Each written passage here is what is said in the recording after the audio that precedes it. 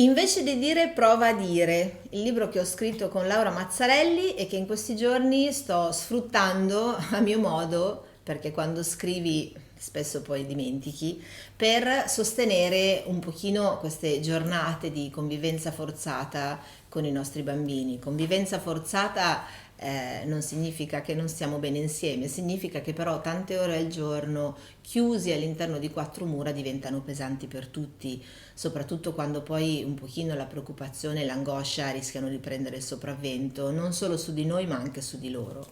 Ieri ho cominciato a leggervi 10 modi di gestire la lagna dei tuoi figli e avevo letto solo il punto 1 perché era già molto interessante, era fai un respiro profondo e non prenderla sul personale. Il punto 2 invece dice assicurati di poter prendere una distanza dalle loro emozioni. Cosa significa? Parliamo un po' di contagio emotivo. Significa che quando i nostri figli lagnano, sbattono, si arrabbiano, sono tristi, immediatamente noi siamo coinvolti nelle loro emozioni, ma questo non sempre aiuta.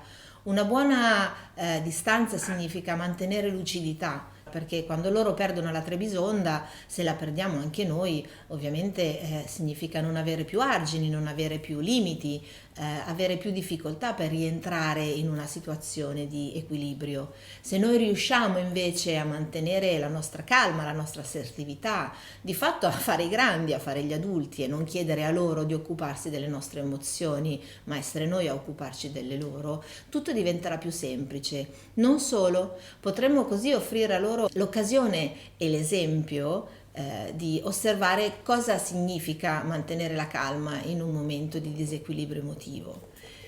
Il terzo punto è quello di assicurarsi che non siano stanchi o affamati oppure non in forma fisicamente. Spesso i bambini lagnano perché sono in una condizione di disagio che non sempre dipende da noi. Quindi prima di sentirci responsabili delle loro emozioni, prima di dire ah ho sbagliato tutto, Dio è colpa mia, prima di sentirci genitori inadeguati, occupiamoci dei loro bisogni fisiologici. Spesso i bambini per una semplice sensazione di fame o per una stanchezza sbattono, lo facciamo anche noi.